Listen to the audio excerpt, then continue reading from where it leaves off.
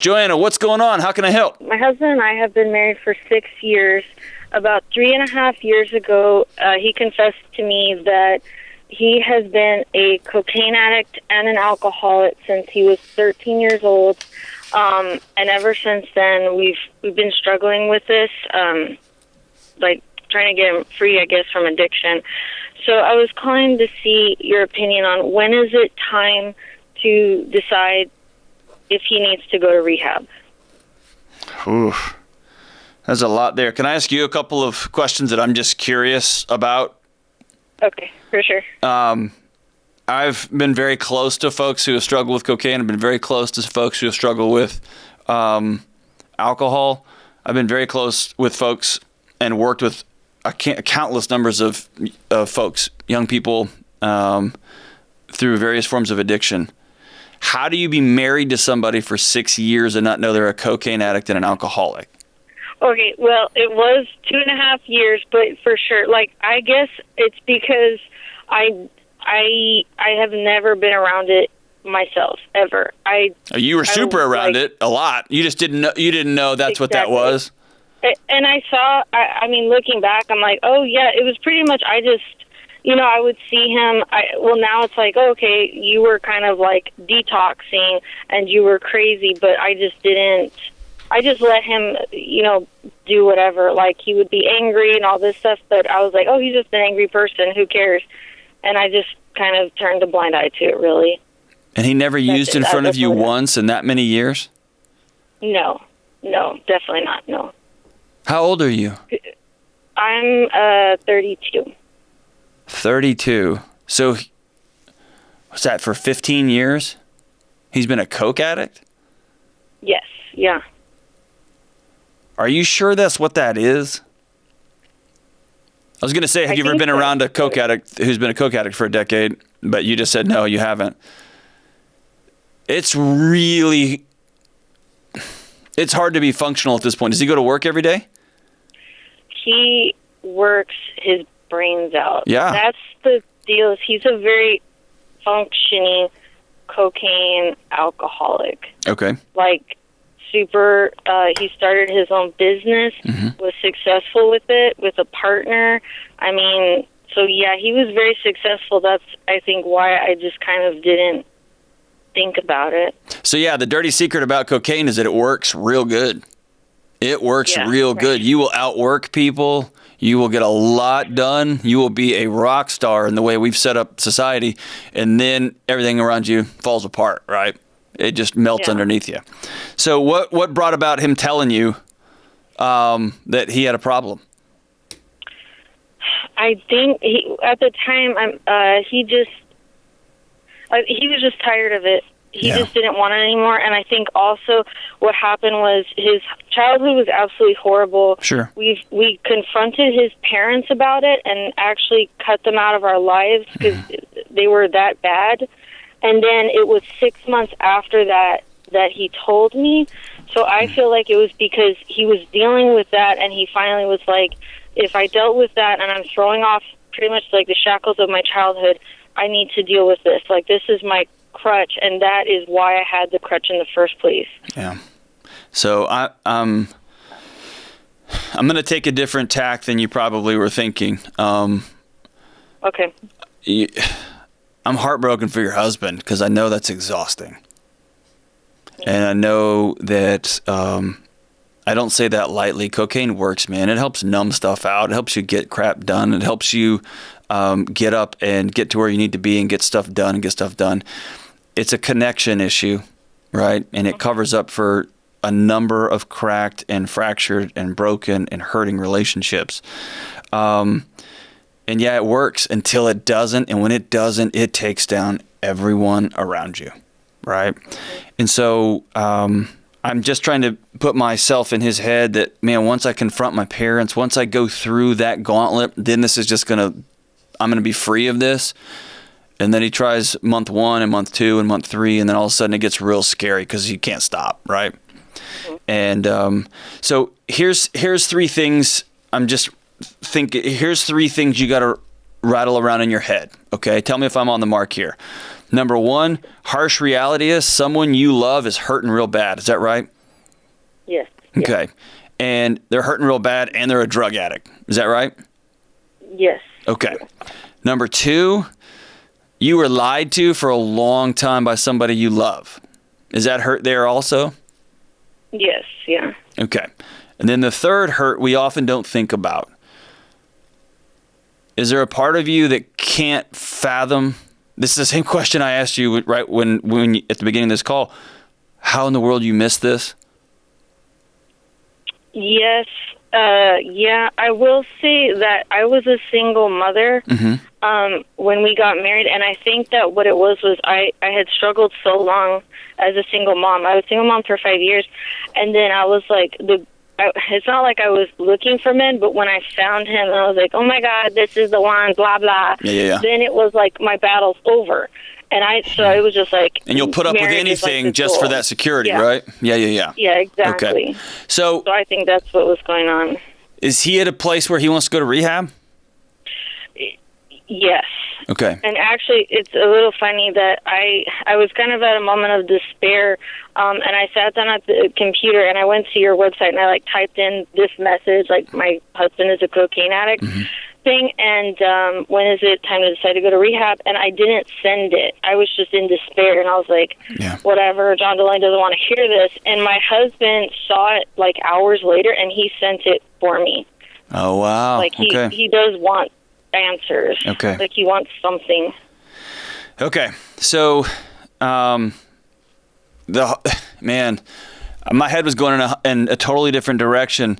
So I'm going to tell you, I think I love your husband and I'm proud of him. I'm not proud of him for lying to you. I'm not proud of him for deceiving those who love and care for him. I'm not. But my heart's broken for him, and so I'm not going to beat him up. If he was here, I would hug him, and I'd hug him real, real hard, okay? When it's time to go to rehab is when he is ready to go. And until he's ready to go, ultimatums, forcing, if you don't do this, then what you're doing is you're weaponizing relationship, you're weaponizing connection, which is the one thing that continues this drug use over and over and over and over again. Right? Yeah. And so... it's going to sound like I'm splitting hairs here, but what you have to do is you've got to develop strong boundaries, not walls, not build walls, right? So you're not building a wall to keep him from you. You are building boundaries to keep you safe. And sometimes that boundary means you got to go. You got to get out of this home that we've shared. Sometimes boundaries mean, all the time boundaries mean you cannot have cocaine around my children, period. Right? Yes. So there's those type of boundaries. Are you physically and psychologically safe? Are you safe in your home environment? Does he love you that way? Yes. Okay. Yeah, so definitely. No harm, no scary nights, no at the end of a 4-day bender, and you know that pinwheel eye I'm talking about, right? When it is just all bloodshot pinwheels and he can stare a hole through you. And he's checking the peephole to the curtains, to the peephole, back to the curtains because he hasn't slept in 72 hours. You're safe in those moments? Yes, because he really hasn't been like that. He's super deceitful, actually. Okay. So he just has really just kept everything to himself, and the worst he's ever done is just stayed up all night watching TV. Okay. And it's never been violent or anything like that, or I would have left a long time ago. Okay. I want you to make sure you've got somebody that you can reach out to, that you can be safe with. The journey for him is going to be hard, and here's why. I'm less concerned with the cocaine. I'm more concerned with the childhood trauma that he's going to have to stare down. And to heal all the way across the board, he's going to have to walk that back, and he's going to have to walk that back with a professional. You can't do that by yourself. Okay. Yeah. And so at some point, it's going to take the humility and the character and a desire to not feel like this anymore. The word I've heard over and over with folks who struggle with cocaine is I just got exhausted. I just couldn't. Like my soul was cleaned out, right? And so if he hits send, then I want you to then tonight's the night. Tomorrow's the morning, right? The old It's an old meditation saying, but every breath is a chance to start over. You don't wait till Monday. You don't wait till next month when we figure out. If somebody's ready to go, then you go. Okay. Okay? Okay. I want you tonight to write him a letter so he can have something in his hands. And I want you to let him know how much you love him. Do you love him? Yes. Okay. I want you to be honest about the deception, okay? And I'm not beating him up over cocaine. I'm beating him up over don't lie to your wife, not the one woman who loves you, okay? Right. And let him know that you're going to be there, but let him know that you love him so much you want him to get well. Right. Okay? And then you are going to need someone to walk alongside you too. Because when this thing peels off, there's going to be a lot of layers, okay? Yeah. You're going to go through some seasons of being pissed off at yourself for missing it. You're going to be pissed off at him for lying to you the way he has. You're going to be upset at the way people treated him when he was a kid. You're going to deal with your own trauma, which I know is there. And y'all are going to have to completely start over and build a new marriage together. Okay? Yeah. And that could be exciting and fun if you have that kind of heart about it. And it can be devastating and scary if you're trying to recreate that guy that just came in, the shining armor on the horseback, right, that saved everything for you a few years ago. Y'all going to have to build something new. And you're going to have to get new skills to learn how to do that. Okay? Yes. I'll also tell you this. You don't have the money for this, but you have to do it. Okay? Yes, right. That might mean that you're going to have to take a second job. That might mean that he's going to have to break down and call his employer and go through the employee assistance program. He's going to have to reach out to a local church. He's going to have to get some help from somebody. I don't know how that financially works for you. You can't not do this, okay? Okay, for sure. And I just want to tell you I'm grateful that you love your husband. Okay? I'm grateful that you love him. And you are lucky that you're in a safe situation. And your job is to make sure those babies are safe too. Okay? Yeah. All right. Okay. I'm proud of you. Thank you. Anybody listening to this, not for a second am I trying to condone being a cocaine addict. Not for a second am I trying to condone being an alcoholic. I'm not condoning any number of things. Okay? But until you have sat across from someone who says, I'm done, I'm enough, then you don't know how hard. Drug use is a connection issue, man. And if you can look around for the last 40, 50 years in this country, we went to war and we lost. Because we tried to weaponize connection. We tried to weaponize the one thing that people were dying from, which is a lack of relationship or hurting relationships, broken relationships, all over the place, trauma. And what do? We separated them further from other people. We disconnected them even further. Now, I'm not saying she shouldn't be safe. You heard me say it. She's got to be safe, man. And sometimes that is, I will not be in relationship with you right now. I love you, but you can't stay here. I love you, but I'm not inviting you to Christmas. I love you with all of my heart, and I will be there for you. I'm not giving you a penny. I'm not going to give you a dime. But I'll answer the phone when you call. I'm going to send letters. I'm going to make sure you know that you're loved. And when you're ready, he hits send, man. He hits send. So when is somebody ready to go to rehab? When they're ready to go to rehab. Man, I'm going to be thinking about you guys, Joanna, praying for you. To your husband who's watching this, listening to this, I'm proud of you, but go through the whole program. Don't quit. Don't walk out. It's going to get hard, and then it's going to get harder.